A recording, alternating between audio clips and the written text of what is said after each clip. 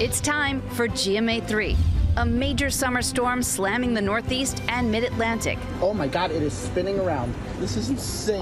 One waterspout turned tornado damaging a beach club on Long Island. Now, what's next as we head into the weekend? Royal return, new details, what Prince Harry and Meghan just said hours ago about their surprise announcement. We go hard at this family, tear it up in this family, gotta hold up your end of it, gotta hold down. And Carly Rae Jepsen giving us the motivation we need on this new Music Friday. Her new video dropping overnight. Plus, huge news from the Jonas Brothers. We've got it all ahead in pop news. It's time for GMA3. Hello, I'm Rebecca Jarvis. And I'm Ginger Z here with Lori Bergamato. We are so glad that you could join us. I feel a lot of Friday feels around here. It really feels like a Friday. I love a Friday vibe. I also love back to school season, which means there's a pretty good chance it's also time to get your kids new lunch boxes. And coming up, we've got the right stuff for packing, storing, and serving up lunch. I have to do that, so thank goodness you're covering this. Also ahead, best-selling author Jack Carr is here. The former Navy SEAL is sharing his book recommendations if you need something before the long Labor Day weekend. Got to pick up a book, but we start with the major summer storm that slammed the I-95 corridor overnight with torrential rain, flash flooding, powerful winds, and even tornadoes. Ginger, you've been covering this and you have the latest. Yeah, it's not every season we get tornadoes around here. It's been about 4 years since we saw our last, and this one was really stunning. A waterspout turned tornado on Long Island. It was thick, so it definitely did the damage. Unfortunately, one person did suffer a minor injury, but thankfully nothing else. Dover, Delaware had a tornado too, and this afternoon and tonight, you have damaging wind threat from parts of North Carolina through Georgia, but also 2 pockets back in Nebraska and Kansas and in Chicago. So late this afternoon and tonight, Wisconsin and Chicago, so southeastern Wisconsin, have a shot. Wisconsin, by the way, has had 47 tornadoes already this season, which is more than double their annual average. So they could add to that as we go through the rest of today. Tomorrow, the same area that just had all the flash flooding and Dover, Delaware with the tornado has a shot at strong storms that could drop lots of rain really fast. So Rehoboth Beach, Virginia Beach, up to Philadelphia. Please beware tomorrow that is in your risk. Wow, it's been a wild weather summer. Certainly has, in different regions. That's the real big shift, right? And never a dull day for Ginger. Nope. Right. Well, thank you, Ginger. You got it. And now to the latest reaction and new details on that surprising royal return. Our chief international correspondent, James Longman, is at Buckingham Palace. And James, Harry and Meghan made some new comments about the move just a few hours ago. Yeah, that's right, Laurie. We're getting a sense of just how concerned they are about their security as they move back here to the UK. A message has been sent out to the press to make sure that the location of their new home and the school their kids are enrolled in are not reported on. They are concerned about this. Why are they moving back? Well, speculation is rife. Could it be because they're concerned about the King's health? Could it be they want their kids to be in the British education system? Or might Meghan have a new acting job?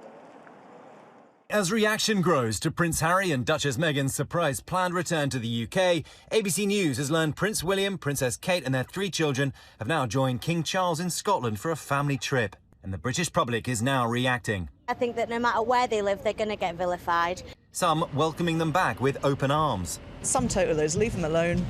They're coming back to see their family. But others not as overjoyed. I thought they were all for America and all against their family and things. According to The Telegraph, the couple, along with their 7-year-old Prince Archie and 5-year-old Princess Lilibet, plan to move later this month to a private, non-royal residence outside London.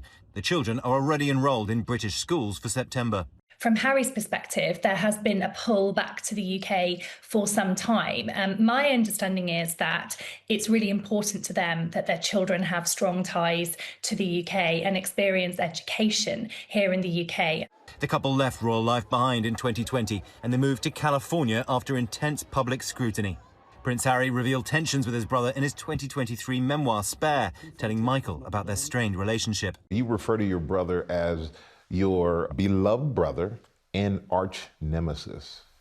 Strong words. There has always been this competition between us, weirdly. And the British press is part in that, right? They always pitched us against each other. They pitched Kate and Meghan against each other. Now, as questions grow over what their future will look like in the UK, a source familiar with the matter says they will not be returning as working royals. And another bit of breaking news today. You'll recall Harry and another group of celebrities took the newspapers here to court over what they alleged was phone hacking. Now, they lost that case, and now today the court has ruled they have to pay legal fees of some $13 million, and that is just an interim amount. Guys. Wow. Thank you for following that, James. We appreciate you. And we turn now to the investigation into the death of actress Hayden Panettiere. Trevor Ault is in Los Angeles with details. Trevor? Well, Ginger, today would have been Hayden Panettiere's 37th birthday, and there's been a lot of focus on her boyfriend, who is now speaking for the first time since her death through his attorney, making a short statement pointing out there are no signs of foul play in her death. Hayden Panettiere's on and off again boyfriend, who was with the actress at the time of her death, is breaking his silence. Brian Hickerson saying through his attorney, Hayden's death remains under investigation, and it is important to allow that investigation to proceed. Adding, out of respect for Hayden's loved ones and the ongoing investigation, there will be no further comment at this time. Police say Hickerson and his brother called 911 at this South Carolina apartment complex when Panettiere had gone into cardiac arrest. Brian had previously pleaded no contest in 2021 to felony charges he abused Panettiere. Police have stressed there are no signs of foul play in her death, no signs of trauma in the preliminary autopsy, and the DEA has now joined the case. I feel so many people just used her. Mia Terrazas lived next door to Hayden in Los Angeles and said she witnessed her and Brian's tumultuous relationship, but when she saw Panettiere last week, she thought Hayden was in a much better mood. She was more talkative and lively, and she seemed okay to me, and I didn't think that would be the last time I would see her. I probably would have done or said something different. And all of this is playing out as we are still waiting Hayden's official cause of death. The preliminary autopsy was completed, but officials are now waiting on results from toxicology and other testing that could take weeks or months, guys. Yeah, just such a tragic story, and hard to believe today would have been her 37th birthday. Trevor, thank you. Coming up here, we are following two best friends and former members of the GMA family. They are talking about battling cancer, and they're doing it with laughter when we come back. We are back with a GMA health alert that is close to our hearts. Two former GMA colleagues who became best friends are now sharing an important message. Perry Russum has their story. Perry, tell us everything. Hey guys, how are you? Our former weatherman, Tony Perkins, and his best friend and producer, Gary Stein, say their friendship has seen them through some of life's funniest and most serious moments. Now, after they were both diagnosed with prostate cancer, they hope their story will inspire other men to speak to their doctors about early detection.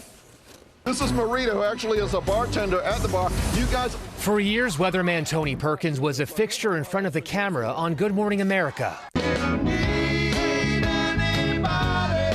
And behind the scenes the whole time, his producer, Gary Stein. More than being my producer, you're my dear, dear friend, and I love you, and this has been fantastic. We absolutely hit it off right away, but we had no idea at that point that it was going to grow into the friendship that it became, because he really is my best friend.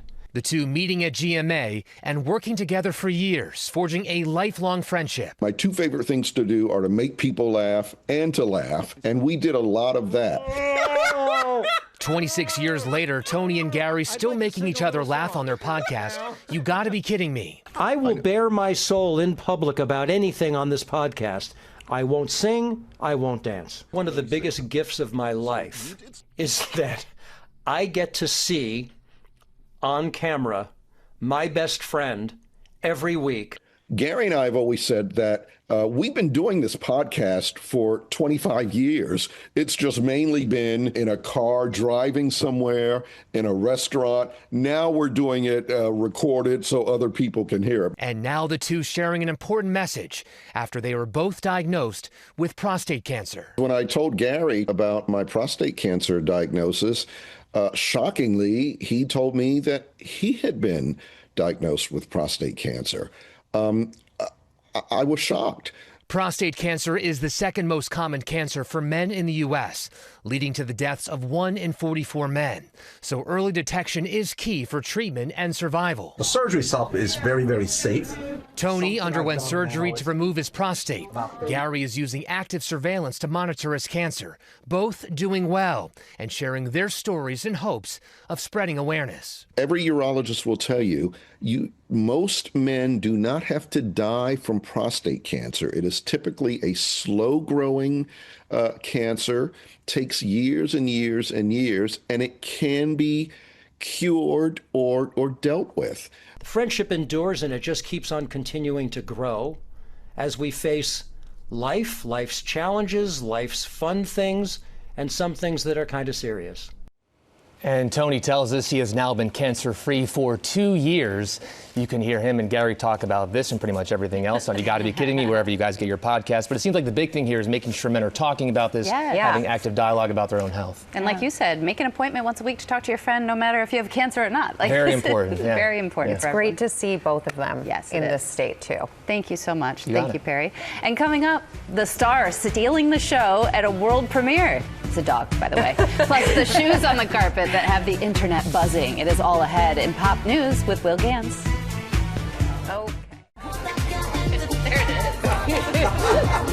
And back now with Pop News and Will Gans, two things we love. And let me add a third into that, Carly Slay Jepsen, because that is exactly where we're starting with New Music Friday. Carly Rae giving us the motivation we need. The queen of feel-good bops coming through, dropping her latest single, this one, Motivation, overnight, and we have already been listening to it. Carly's double album, Day and Night, drops September 18th. And it's a huge summer, y'all, for touring acts. Yes. Ariana Grande, Harry Styles, Olivia Dean, and so many more hitting the road. But Niall Horan is getting his fans involved, taking to social media to have them vote on which songs he'll perform at his concerts. However, there is a caveat here that I want to mention. I went to vote on the songs. One Direction hits not eligible for submission. So there's here. no write-ins. That's right. No write-ins. That's smart, Okay. So it's just his 4 albums. Yeah, exactly. But that's okay because he usually sneaks a few One Direction songs into his shows anyway. And last night, the Jonas Brothers went all in on their classics, kicking off their Burnin' Up All Over Again tour at Madison Square Garden. They dropped the news that a new single called Listen When Sad is on the way, and Billboard captured the moment they performed it for the crowd. Take a listen.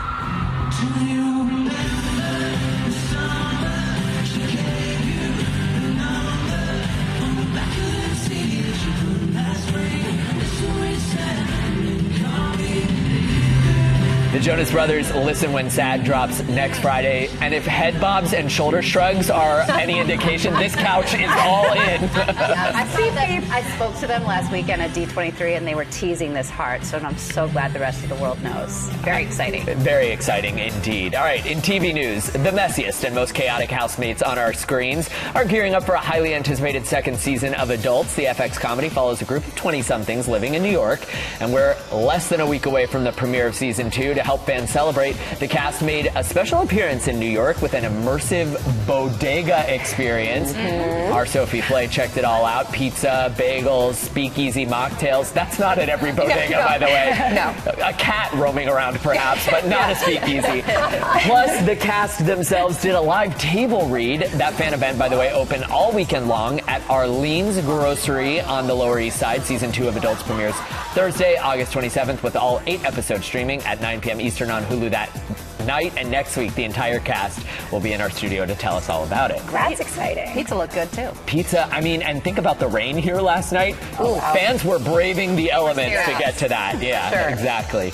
All right. Music check, TV check, and now movies. Why not? The Dog Stars celebrated their world premiere last night in London. And step aside, Jacob Elordi, forget Josh Brolin. Another star took the carpet by storm. Rock, a Belgian Malinois who plays Jacob's 4-legged best friend, walked the carpet. And guys, James Longman was at the premiere, and he told us that that was the moment the entire crowd lost their mind. Rock, Jacob, and Josh, along with Margaret Qualley, Guy Pearce, Benedict Wong, Ridley Scott, and more, gearing up to bring this movie to the big screen. But my favorite headline from this premiere, the one that I can't stop talking about, Margaret Qualley's shoes, or lack thereof. Our James Longman asked her all about it. Are you barefoot? Yeah. You're barefoot? Well, I've got like the little Chanel. Oh, okay. So you're not quite, but you're Chanel barefoot. Yeah, I'm Chanel barefoot. I mean, I'm from London. I feel like Leicester Square barefoot is a choice, but good for you.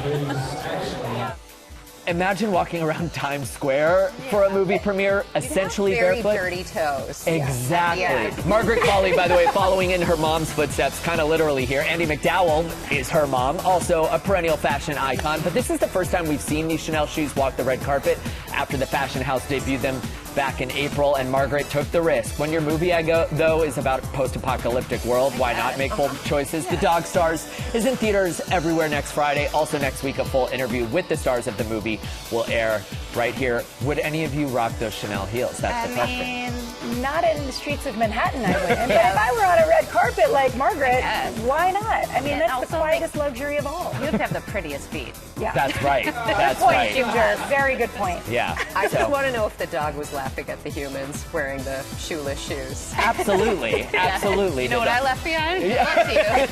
No, hopefully not.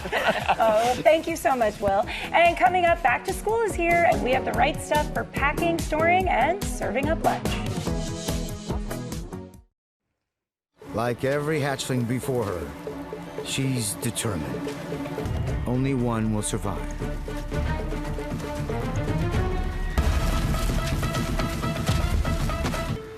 Welcome back to GMA3 with our moment on the Earth, courtesy of our friends at National Geographic. We are bringing a little joy on this Friday with those adorable baby green sea turtles.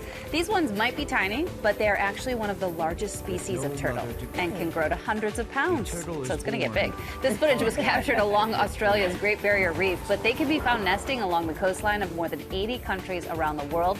And you can see much more on the green sea turtle on Incredible Animal Journeys, which is now streaming on Disney+. That's the kind of stuff I always tell my kids, let's watch this. Yes. And what do they say in return, Ginger? Sometimes yes, sometimes I get a no. You know. How can they say no to those turtles, though? They're Come so on. cute. Trying again tonight. And we can never say no to James Longman, so let's get to him with the latest headlines you need to know. Thanks, guys. Here's what you need to know. Breaking overnight, another deadly plane crash, this time in Alaska. All 8 on board were killed. A small plane went down in a remote area in the western part of the state yesterday afternoon. The military says it was a civilian contracted aircraft and called it a devastating loss. The names of the passengers and 2 pilots have not yet been released. Chilling new video shows the moment a small plane slammed into a Pennsylvania State Police helicopter, killing the pilot. The plane suddenly veered off the runway while landing, blindsiding the chopper as it hovered a few feet off the ground. The 2 troopers on board the helicopter walked away with minor injuries. A story of survival hundreds of miles off the coast of Mexico. 2 fishermen were rescued on Wednesday after floating inside of a cooler for days, the Mexican Navy said. Their colleagues sent out a distress call when they hadn't heard from them since August 14th. The Mexican Navy then deployed surface and air operations and found them 150 miles off the coast of Mexico. They're okay, and they've been reunited with their families. And that's what you need to know. Back to you guys. Thank you, James. And you can catch what you need to know with 2 episodes dropping daily on Disney+. All right. It's time. Your kid's lunchbox deserves a back-to-school upgrade, too. We're all moms here. We really need this segment. And, Lori, you've got it for us with the right stuff for packing, storing, and serving up lunch. Everything is shoppable. Yes. And you are our guru. Yes, well, and I liked what a serious turn you took. You said, all right. I know. Like, now we're going to really get down Ginger to it, and I guys. are very locked in on this. We need this segment. And both behind. Yeah, So. always. Okay, well, let's start, you guys, with the way you can pack hot foods and cold food right next to each other. So this is the Omi box. If you don't have one of these, let me tell you, you need one. So, you know, kids are fickle. They want turkey sandwiches. Are they, Lori? I know, right? For 3 months, and then all of a sudden they're like, 3 no, months? Yes. exclusively 3 days. mac and cheese. Yeah, like they change it up. So what we love about the Omi box is you can see in the front there, it has this insulated thermos, so you can pack them hot food if that's what they want. But you can pack it alongside cold food, and it's not going to affect the temperature, because you guys remember, I mean, we all grew up at a time where it was just like thrown in a brown bag. 7 hours of a turkey sandwich, which can't be right, but you know, we're here. It was congealed cheese and like soggy strawberries, whatever. So this keeps everything nice and fresh so that parents can still provide a lot of healthy options and kids feel like they're getting fresh food. They also just launched this new Omi Box Light. So this one is exclusively for cold food, so sandwiches and fruits and things like that. But Ginger, if you'll lift up this inner tray for me, there might be, there we go. Yes. Underneath there is this freezer pack. So that's really gonna smart. keep food nice and cold. If you send them, some kids, just put this in their backpack, and so it will make sure that the food is nice and cold and healthy to eat. Yeah, and a lot of most schools don't have refrigeration. No, exactly. So it's going to be in the back. Yeah, air conditioning. Okay, so that's why, perfect segue to packet. I am obsessed with these lunch boxes. So what you do is you get your packet, you put it in your freezer overnight. The whole bag. And if you guys will just feel this here, that gel liner is the ice pack. Nice. So the entire lunch box becomes cold, and it keeps the food cold for up to 12 hours. So 12 hours? I know a lot of parents who will have, because packet makes lots of different sizes. We have more of like the elementary school patterns here, but they make them in all sizes, colors, patterns. So if you're even an adult who commutes a long distance, this will keep it really cold for a long time. And they're easy to clean, which I love. We have multiple, because sometimes if we forget to put it in the freezer, you always have that spare. Backup. I can't say enough good things about the packet, you guys. This one was really fun. So, and Ginger, I feel like we'll be excited about it, but Ginger mostly because there's no food waste with this. So, crustless sandwiches they're just a thing, guys. Right, I'm sorry, I hate to tell you, your kids will send home the crust. I don't make the rules. But so, Ginger, if you'll do us the honors here, you're gonna press that down, do it really hard with this little crustless sandwich maker. Once it's down there, you can peel that part of the sandwich off, and then you're gonna wanna save the crust, either for yourself to nibble on in the morning, which is honestly what I do, or you can make mine's not very pretty. croutons or breadcrumbs, lots of things you could do. And then your kid has this nice little pocket of the sandwich. One other tip I will say is don't overfill the middle, because you don't want it to rip. And the truth is, kids don't need that much. You don't want to waste a lot of jelly or cheese or turkey. One slice, two slice, you're done. So these are really fun, under $10. And the kids can help make their own lunches, which is another thing that's great about Get them involved, Okay, and something we can all get behind, you guys, is trying to eliminate single-use plastics. A recent study showed that the average student who brings a disposable lunch can generate up to 67 pounds of trash in 1 year. And think about the length of a school education. It's a long time. It's a lot of trash. So we're really excited about these Compostics. They are still a zip-top bag, so you know they come in a lot of different sizes. These little baggies for snacks, for sandwiches.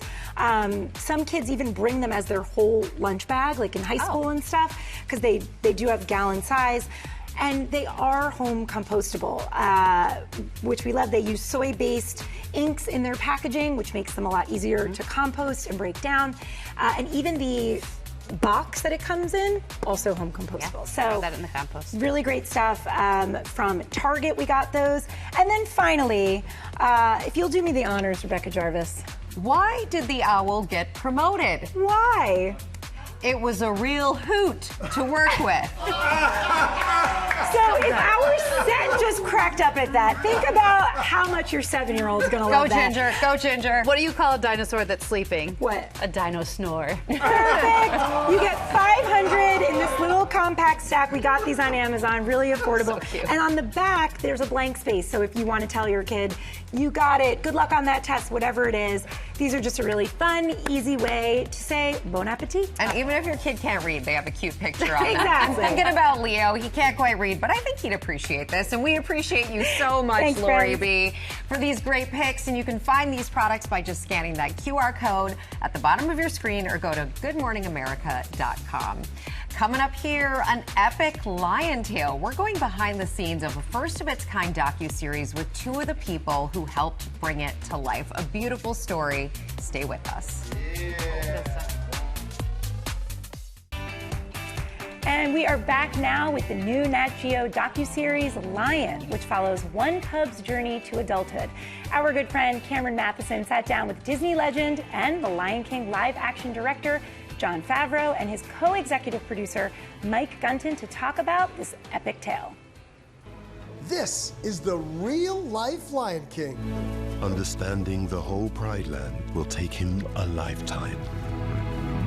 Captured in the upcoming documentary series, Lion, and spearheaded by producer Mike Gunton and Lion King live-action director Jon Favreau. This footage was coming in, and I was like, these are all as good as the best shots you could create. These CGI, these all are better.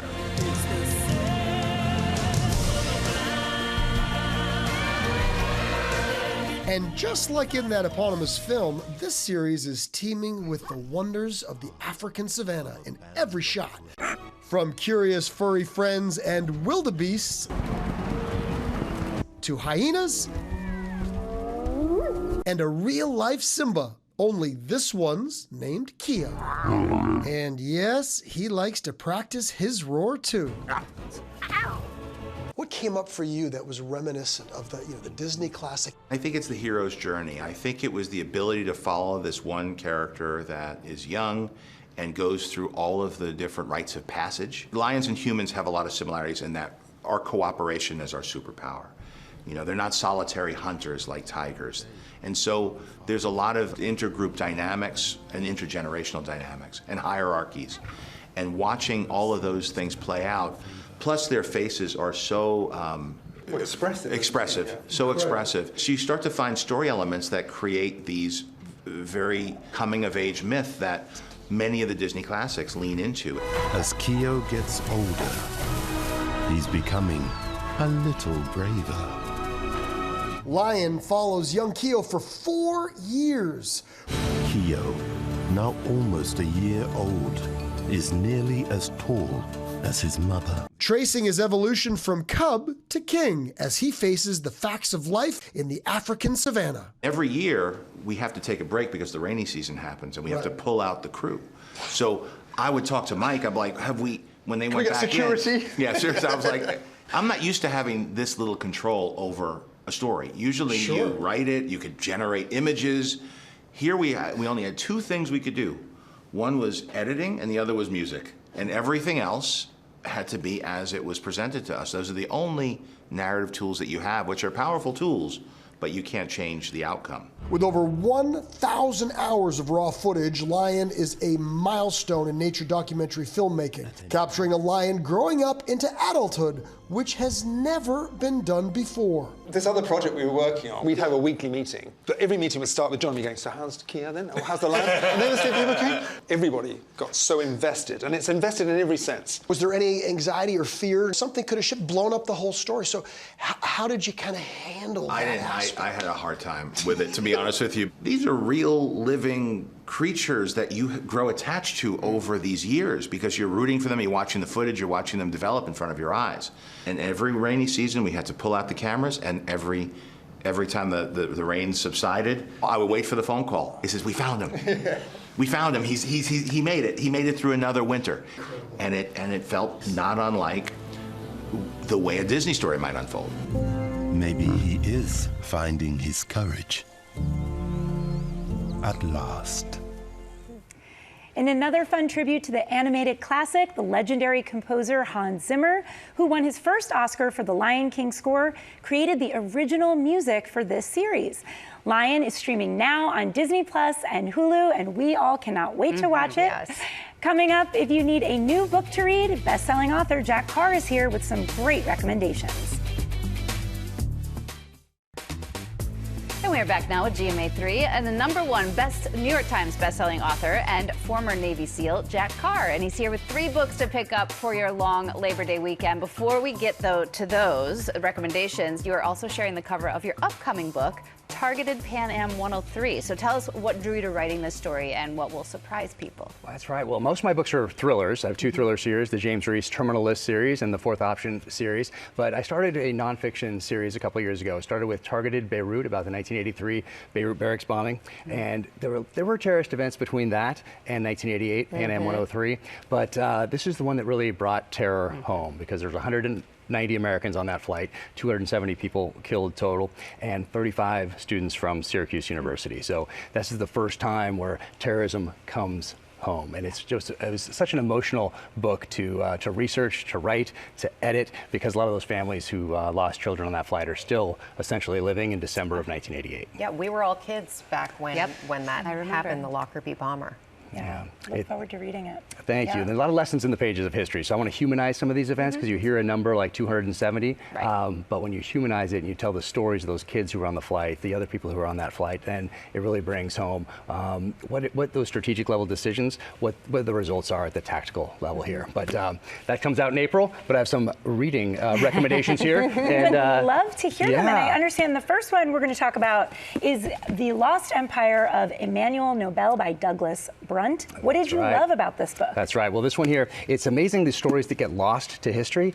This one in particular, we all know about the Nobel Prize. That's Alfred Nobel. But this one, Emmanuel Nobel, most people have not heard of him, and that's because he runs afoul of Stalin after the Russian Revolution and is essentially erased from history. So I love books that do that bring those lost stories to life. So that is the first one we right don't here. know about. Exactly. And the Romanovs are a fascinating family as well. Next up, you have Skyring Water. Ooh, this is a great one. So thriller right here, and people might know that name right there. Louis L'Amour, of course, mostly known for his westerns, but he did write a few other books that weren't westerns. Last of the Breed, A Haunted Mesa, Night Over the Solomons, and this one, his son Beau L'Amour writes this Skyring Water book, which is really a thriller that is based on some of his dad's writings, things his dad's wanted to write in his lifetime but never got around to doing.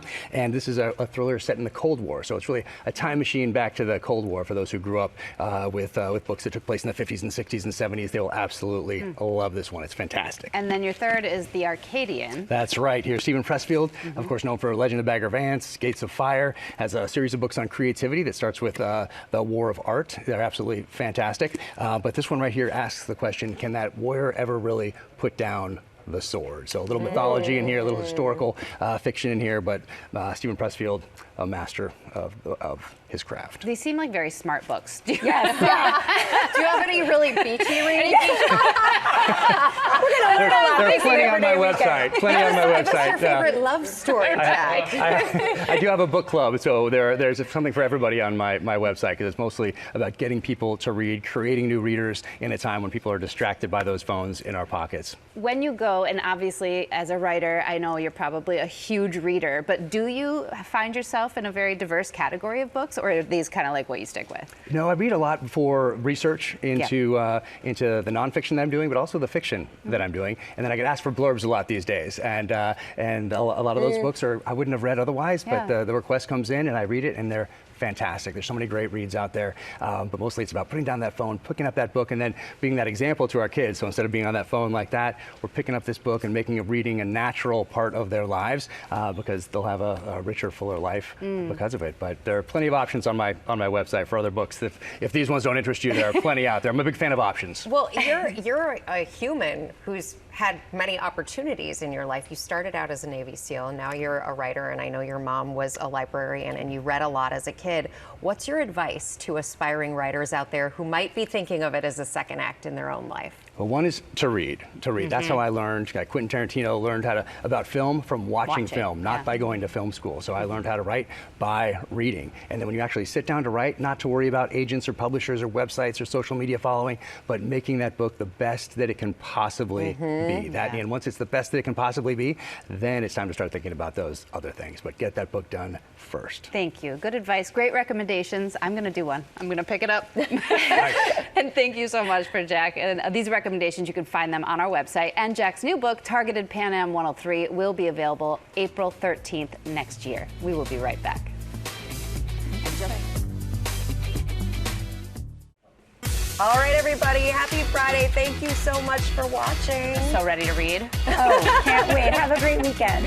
And smart books. Yeah, right. Smart books. We'll stick to those. Emily Henry, I'm calling.